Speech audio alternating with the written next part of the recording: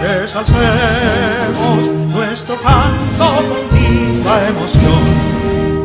y del mundo a la paz ostentemos nuestro invicto glorioso pendón. Salve el pueblo que intrépido y fuerte a la guerra a morir se lanzó, cuando en bélico reto de muerte sus cadenas de esclavos rompió. Amigos y amigas de Patria para Siempre y Patria para Todos, hoy es 30 de abril. Se cumplen 59 años de la toma de la fortaleza Osama por el grupo constitucionalista. También se cumplen 59 años del primer soldado norteamericano caído en combate en la República Dominicana, así como también ese mismo día en los Estados Unidos se formó lo que se conoce como, donde se toma la decisión del Power Pack, que se formó en los Estados Unidos para atender específicamente el caso de la República Dominicana. Los Estados Unidos habían acusado la revolución de comunista. Podemos ver que luego ese concepto de comunista fue negado por el mismo Herschel von Bunker, quien había estado en la primera reunión donde se formó el Power Pack, después que la OEA se reuniera, y él era embajador de los Estados Unidos ante la OEA para el caso dominicano. Ustedes conocen muy bien que el 24 de abril se comenzó la revolución, que a las 10 de la mañana ya Donald Rick Cabral había renunciado, porque esa revuelta fue para derrocar el gobierno ilegal del triunvirato que había surgido como consecuencia del golpe de Estado que se le dio al profesor Juan Bosch el 25 de septiembre de 1963. Ese día 24, amanecer 25, las tropas constitucionalistas ya amanecieron en la ciudad, y a las 10 de la mañana, cuando Donald Rick Cabral quería solicitarle a la embajada norteamericana que se invadiera al país para evitar que lo que él decía y los sectores oligárquicos, los comunistas, iban a tomar el poder, para evitarlo que se invadiera. Pero sin embargo, el representante de la embajada norteamericana, William Connet, quien estaba junto a Ralph Haywood, que eran los únicos dos oficiales norteamericanos que estaban en el país, por cuanto los otros 11 de los 13 que habían estaban en Estados Unidos ese 24 de abril en una misión de reentrenamiento que se estaba dando en los Estados Unidos a ellos y otros oficiales. Ocurre entonces que a las 10 de la mañana lo que le dice William Connet a Donald Rick Cabral es que no, que él tiene que cesar y que se formaría una junta militar. Era lo que los americanos habían planteado, pero los constitucionalistas ya habían llamado a los congresistas que pertenecían al gobierno del profesor Juan Bosch, y se eligió el nuevo presidente en lo que llegaba el profesor Juan Bosch, que era el presidente de la Cámara de Diputados, Molina Ureña. Molina Ureña pasó a ser el presidente que se juramentó a las 2 de la tarde, en lo que retornaba el profesor Juan Bosch del exilio. Sin embargo, fue rechazado por los oficiales de San Isidro a insinuación de los oficiales de la embajada norteamericana, por instrucción justamente de las autoridades norteamericanas. Eso dio origen a lo que fue la guerra civil, que se inició el 25 de abril y terminó el 27 de abril, cuando las tropas de San Isidro fueron vencidas en el Puente Duarte. La situación que se dio de que las tropas de San Isidro fueron vencidas provocó que por insinuación también de la embajada norteamericana, se conformara una junta militar conformada por los escasos oficiales superiores que habían quedado, de muchos que habían desertado y de muchos que estaban desesperados, y se formó esa junta militar bajo la dirección Pedro Bartolomé Benoit por la Fuerza Aérea, por el Ejército Nacional Calzado Saladín y por la Marina de Guerra Olgo Santana Carrasco. Bajo la firma del coronel Bartolomé Benoit se hizo la petición a los Estados Unidos para que invadiera la República Dominicana. Ese 29 de abril ya habían aterrizado unos 2,000 soldados por San Isidro, más 1,700 que habían llegado por el puerto de Jaina, así como también los que habían estado ya en el Hotel Embajador, tratando de cuidar las vidas norteamericanas que habían aquí. Pero ya esa cantidad de soldados que fueron llegando, que ese día sumaban unos 3,700 ya el 29 de abril, decía que iba más allá la situación de intervención. No era a salvar vidas norteamericanas, era justamente a colocarse del lado del grupo que era partidario del golpe del profesor Juan Bosch y que estaba actuando en contra de la vuelta a la constitucionalidad y del retorno del profesor Juan Bosch a la presidencia sin elecciones. Y se vio más claro cuando ya comienzan a llegar esas tropas e inmediatamente hacen un cerco a lo que se conoció como Ciudad Nueva. Se comenzó desde la parte este, Puente Duarte, en ese sector de la parte donde está el Timbeque, por esos lados, y de ahí, de allá para acá, desde la embajada norteamericana. Ese cordón era para dividir la ciudad en dos y el país entero a favor de las tropas antidemocráticas del país. En la parte de Ciudad Nueva, a los grupos que estaban siendo los que representaban la dignidad en la lucha por la democracia en República Dominicana y el respeto a la voluntad popular que se violó el 25 de septiembre cuando se le dio el golpe de Estado al profesor Juan Bosch. En ese momento, ya en 3 días, 4 días de combate, habían más de 1,000 muertos en el país. Cuando Camaño vio que se estaba dividiendo la ciudad en dos y que las tropas estaban favoreciendo con esa división a los enemigos de la democracia, ordenó fuego contra los americanos, fuego en todas circunstancias. Ahí cae el primer soldado que cae, es un raso norteamericano, que un jovencito de la parte norte de Nueva York que recibió el nombre de Clifford Pinear. Ese soldado que a lo mejor se despidió de su familia cuando ingresa a las Fuerzas Armadas, ya sea de manera voluntaria o por otras necesidades, termina muerto en la República Dominicana. Es importante que se entienda que la vida hay que cuidarla y que esas acciones de alguna manera le hacen daño a la misma humanidad que se dice se quiere salvar. Cae ese soldado, pero como consecuencia de la muerte de ese soldado por un francotirador,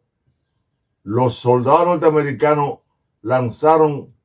con granadas al lugar de donde provino o se presumía que provenía ese disparo, y lo que cae es un niño, otro inocente, cae en ese momento. Realmente la situación comienza, esa lucha desde ese momento contra las tropas norteamericanas, lamentablemente. Pero en la parte que se refiere a Ciudad Nueva,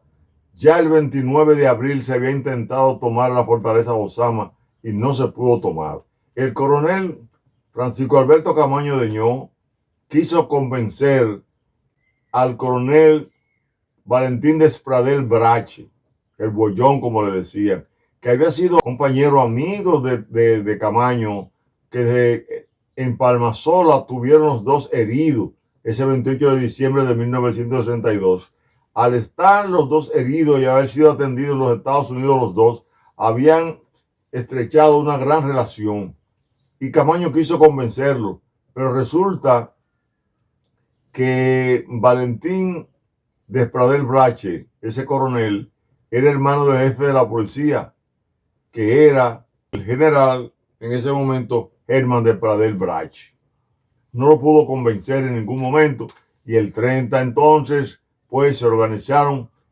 unas tropas compuestas por 50 soldados y civiles que tenían cierto entrenamiento para tomar la fortaleza Ozama, dirigida por el teniente coronel Juan Lora Fernández. Juan Lora Fernández fue quien dirigió la operación, pero hubieron otros como el coronel Hubiera Padua, como un miembro del 14 de junio, Fafa Taveras, que tuvieron, entre otros, muchos valientes constitucionalistas que tuvieron la oportunidad de demostrar al país la fuerza de honor que tenían la fuerza democrática del país.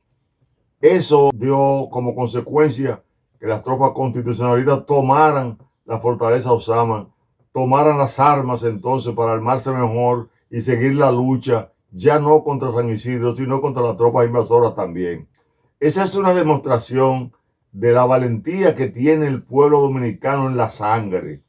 Esa valentía que comienza con la resistencia de Enriquillo. Esa valentía que continúa cuando son enfrentadas las tropas inglesas en el 1655, donde se combatieron a los ingleses dirigidos por Penn y Venable.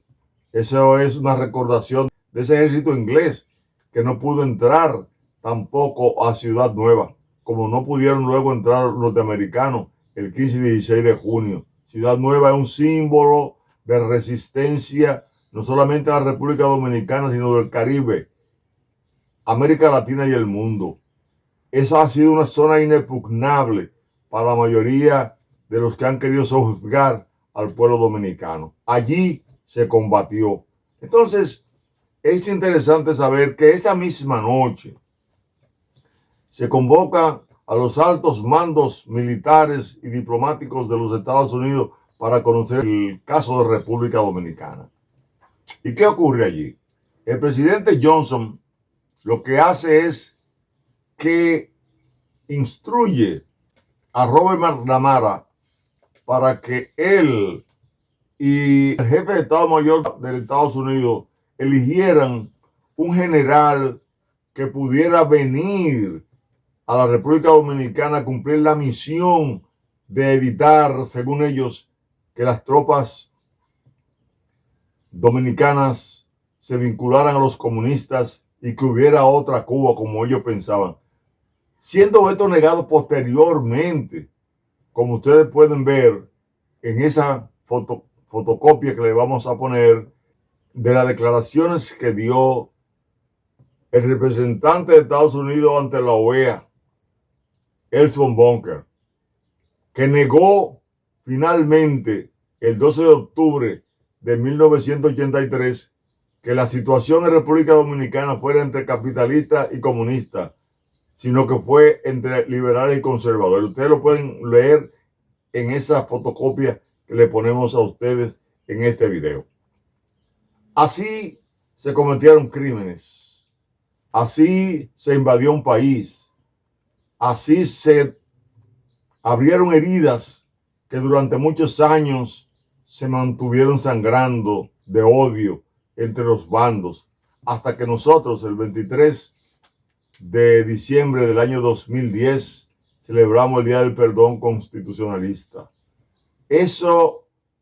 quiso abrir entonces un nuevo espacio de entendimiento entre las tropas militares dominicanas, que no fueron los auspiciadores intelectuales de ese caso y que no había por qué mantener esa enemistad. Hoy, gracias a Dios,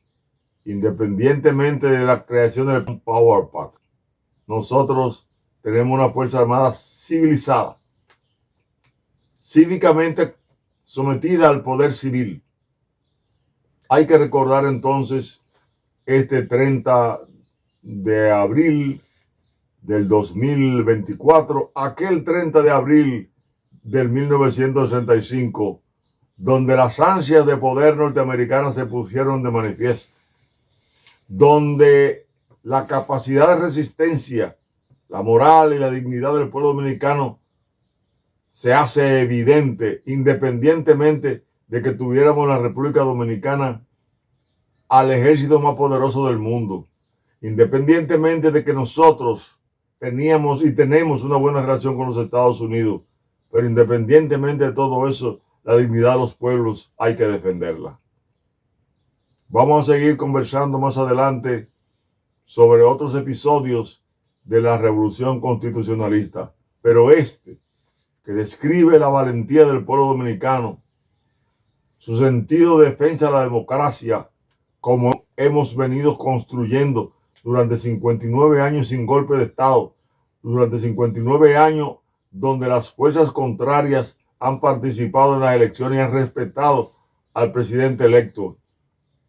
Esto que estamos viviendo hoy, en una lucha contra la corrupción, en una lucha por evitar que nuestra soberanía sea pisoteada nuevamente y tengamos de alguna manera soldados en la frontera, que si hay porosidad, por lo menos se refleja y se manda el mensaje de que la República Dominicana está dispuesta a defender palmo a palmo esa dignidad ganada en el mundo que se llama nuestra soberanía nacional. Hasta pronto, dominicanos y dominicanas. Pero recuerden siempre y transmitan esto a sus hijos. Recuerden este día de gloria de la República Dominicana, que constituyó la toma de la fortaleza Ozama, cuyos policías tuvieron que cruzar el río Ozama a nado porque su comandante no pudo negociar con Camaño, y Camaño y su grupo de constitucionalistas se impusieron en nombre de la democracia que hoy vivimos. Bendiciones.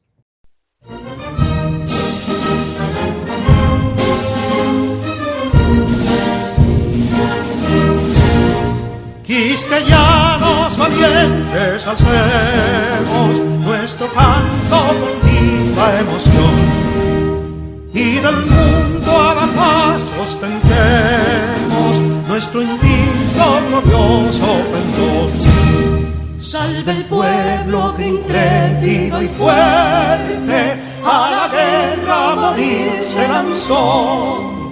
cuando en bélico reto de muerte sus cadenas de esclavos rompió.